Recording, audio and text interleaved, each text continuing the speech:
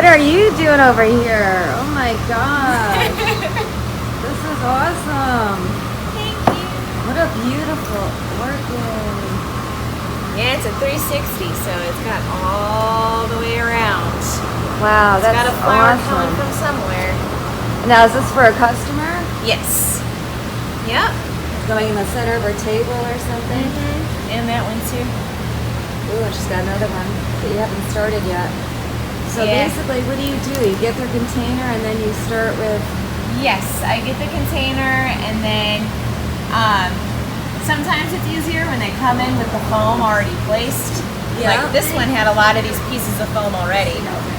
So I was able to kind of take out the old ones and slide them in. Okay. But sometimes you got to start from scratch So why do you put foam in? to get it to stand up straight, so that if it moves around like this, it doesn't all topple over. Oh, nice. So you don't actually plant the orchids in a bowl. Nope. And it keeps them from getting overwatered too. The foam can sometimes soak up any excess water that gathers in the bottom of the pot, Yeah. and it helps the longevity of the arrangement. That's wonderful. So orchids they like to stay in the small pot? Yes, they do. They like to be root bound. Like to be Root bound? nice and tight in there. And that's why you keep them in there. Yes. And then the foam's just to secure them. Yes, it is. And what are you doing up here? I am securing the orchids to curly willow.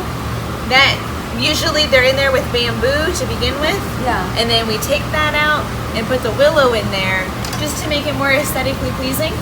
Okay. And then you just work with the willow, bending pieces and using pieces that are strong enough to hold the weight of the flowers once they're fully bloomed. Nice.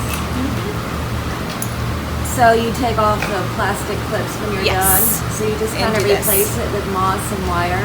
Yep. They're just little placeholders for the time being. Nice. It's gorgeous. Thank you.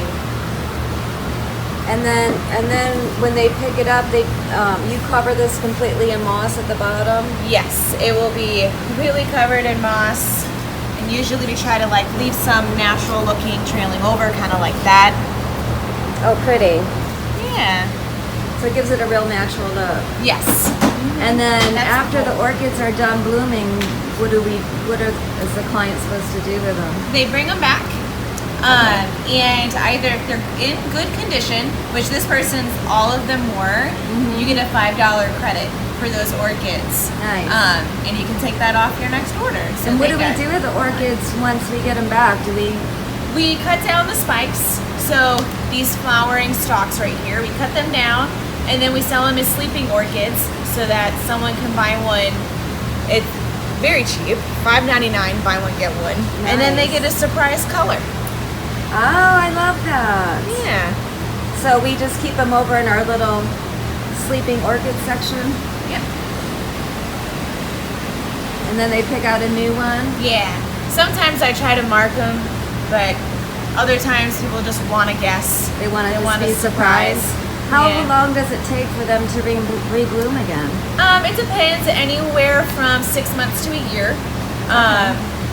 Yeah, usually depends on if you're going to have to repot it, then it'll take longer because it has to recoup. When do you fertilize? You don't fertilize when they're blooming, or you do? You can, but I prefer to fertilize when they're dormant.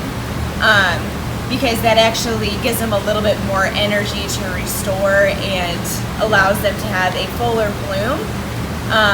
If you Interesting. fertilize when they're already blooming, typically what it'll cause is called a secondary spike.